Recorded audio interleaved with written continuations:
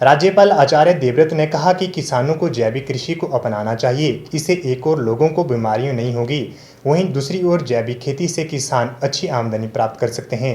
राज्यपाल सोलन जिला के साधुपुल स्थित जैविक मेले में बतौर मुख्य अतिथि बोल रहे थे। राज्यपाल ने कहा कि जैविक कृषि से किसान कम लागत पर अच्छी आमदनी कर सकते हैं। इस मौके पर जैविक कृषि एवं परंपरागत खेती पर एक संगोष्ठी का भी आयोजन किया गया, जिसमें विभिन्न वक्ताओं ने जैविक कृषि एवं परंपरागत खेती बारे अपने अपने विचार प्रस्तुत किए।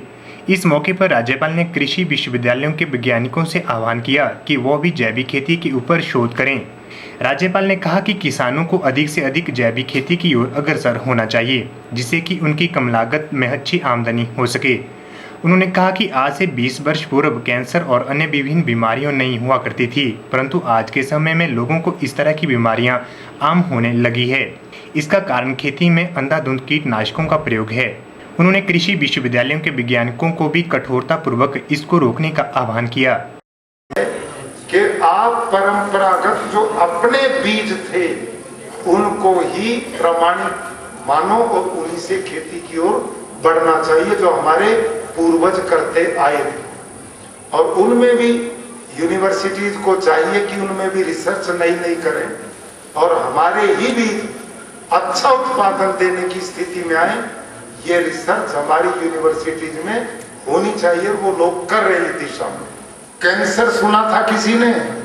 ये सारी कृपा आजकल ये जो चल रही है, ये यूरिया, डीएपी और ये पेस्टिसाइड, ये कीटनाशकों की कृपा का परिणाम है।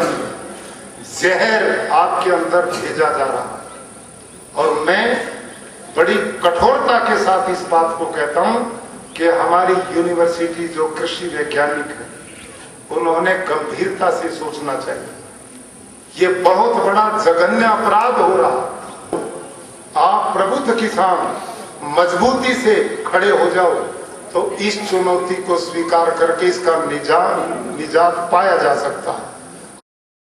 वहीं विवेकानंद विद्या निकेतन विद्यालय के प्रधानाचार्य और विवेक संस्था के अध्यक्ष रवि मेहता ने कहा कि इस तरह के आयोजन जैविक कृषि को बढ़ावा देने के लिए किए जाते हैं। उन्होंने कहा कि जैविक खेती एक ओर किसानों को कम लागत में अच्छी आमदनी करती है, वहीं दूसरी ओर इससे लोग विभिन्न बीमारियों से बच सकते हैं। उन्होंने कहा कि आने वाले 1 वर्ष में वो जैविक खेती पर बल देंगे। वो अधिक से अधिक लोग इस खेती को अपनाएं, इसके लिए पुरजोर प्रयास करेंगे। पिछले 10 वर्षों से विविध क्षेत्रों में और विविध विषयों को लेकर के काम कर रही है। एक विषय पिछले 2-3 वर्षों में जब से महामहिम राज्यपाल हिमाचल प्रदेश में आए हैं, इन्होंने एक नई क्रांति के रूप में जैविक खेती और परंपरागत खेती को लेकर करके काम प्रारंभ किया। तो हमें भी एक संबल मिला है कि ये ऋषि और कृषि परंपराओं का देश है, तो हम अभी यहाँ साधुपुल से उस अभियान को प्रारंभ करेंगे। तो आज साधुपुल में इसी विषय को लेकर के 1 दिवसीय यह संगोष्ठी यहाँ पर आज आयोजित हुई है। यहाँ के 42 पंचायतों के प्रतिनिधि जो किसान प्रतिनिधि हैं उनका इसमें पार्टिसिपेशन हुआ है। हम आने वाले 8-10 वर्षों में इसको एज ए मिशन के रूप में और गांव-गांव में एक जागरण के रूप में लेकर करके काम करने वाले हैं। और विवेक संस्था के जितने भी हमारे सदस्य सहयोगी लोग हैं और यहाँ के जो नियरेस्ट किसान हैं उनके साथ में हम एक बृहत योजना भी तैयार कर रहे हैं, ताकि हम अपना जो परंपरागत खेती थी, हमारे ट्रेडिशनल सीड्स हैं, क्रॉप्स हैं, उनका संरक्षण भी करेंगे।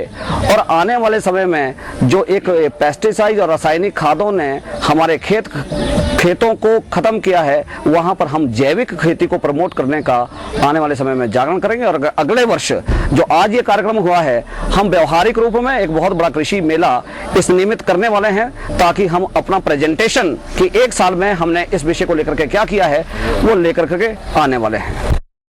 इस दौरान राज्यपाल ने गोधन को बचाने का भी आह्वान किया। ब्यूरो रिपोर्ट के चैनल सोलन।